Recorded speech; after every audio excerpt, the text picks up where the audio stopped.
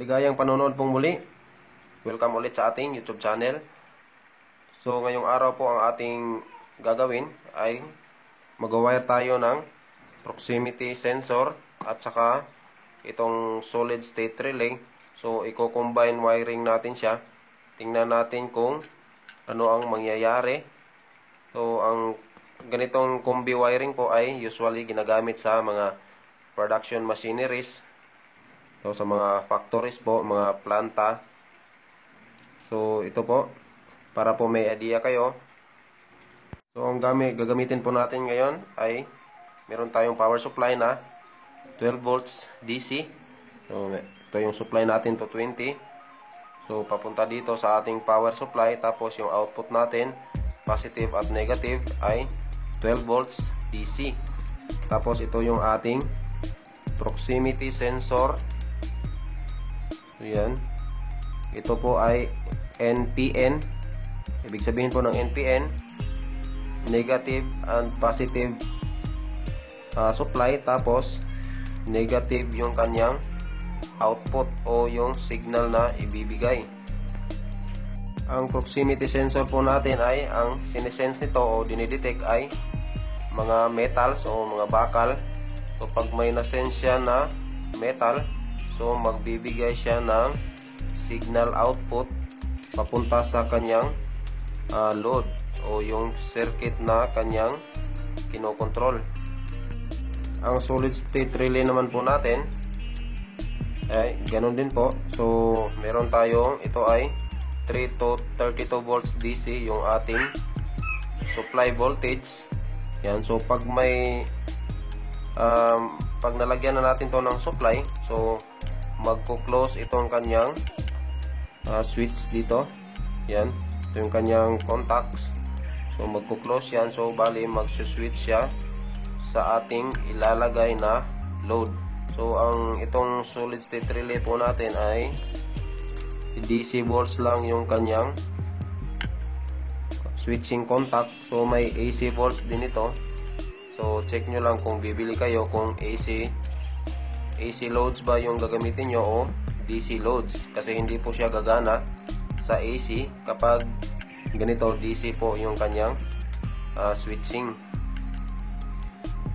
So ito naman po yung color coding ng ating proximity sensor. So ang kulay brown po ay positive. Yan. Tapos yung blue, negative po yan sa ating power supply. Yan. Blue at saka brown. Tapos itong itim, ito naman yung ating signal. So since NPN to, ibig sabihin negative yung ibibigay niya na signal. Ang usual loads po nito sa production machineries, kalimitan mga heaters. So ito, dinadrive po ng ating SSR, heaters, vibrators, mga solenoids, ganyan. So wiringan natin. Ang lalagay kong load nito ay yung itong LED strip muna. So para malaman lang natin na gumagana ang ginawa nating control. So ito po, unahin muna natin yung ating proximity sensor. So ito yung ating supply natin. So positive and negative. So rekta lang natin to sa ating power supply. Yan, negative tapos positive.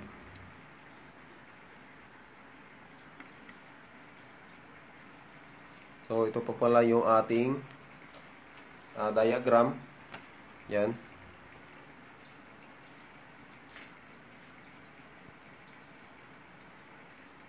Yan, ito yung ating sensor.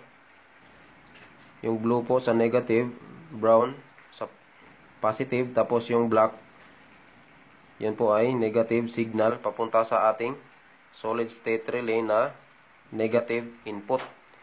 So yan, yung itim po sa ating negative input ng ating solid state relay. So nandito siya. Yan. So dito natin ilalagay yung output ng ating proximity sensor.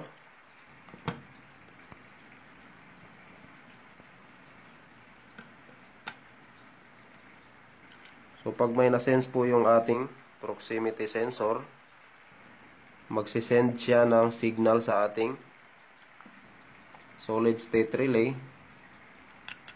At yung solid state relay na po yung bahala sa ating mga, kasi kaya pong mag-handle ng high current loads ng ating solid state relay kumpara po sa ating proximity sensor. So depende po yan sa model kung ano po yung current capacity. So itong ating capacity ng ating SSRI hanggang 25 amperes. Next po ay yung positive input ng ating solid state relay. Yan, so rekta lang din natin yan sa ating positive ng ating power supply. So ito po. Yan.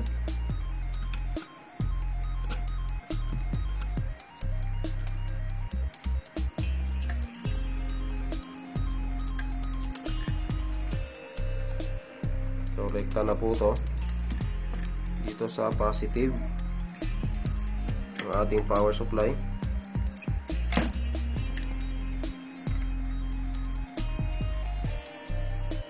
So next po, so susuplayan natin yung ating contact ng ating SSR. So dito sa ating power supply, negative. Yan, tapos papunta siya sa negative naman ng ating load, which is itong LED. So ito yun. So ito yung ating negative. Yan ang ating switching contact. So lalagay natin dito yung ating negative naman na galing sa ating power supply.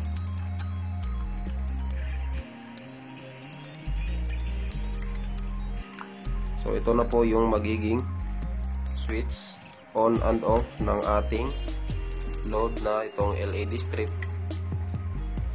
Yan, dito sa ating negative.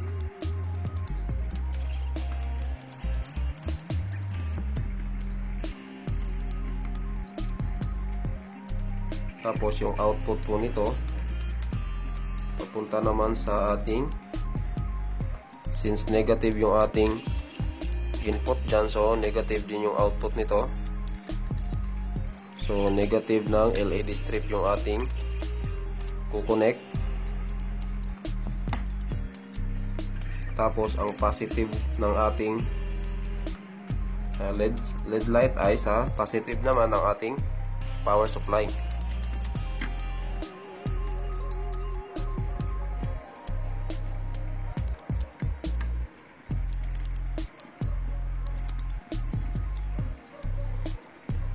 So yan po.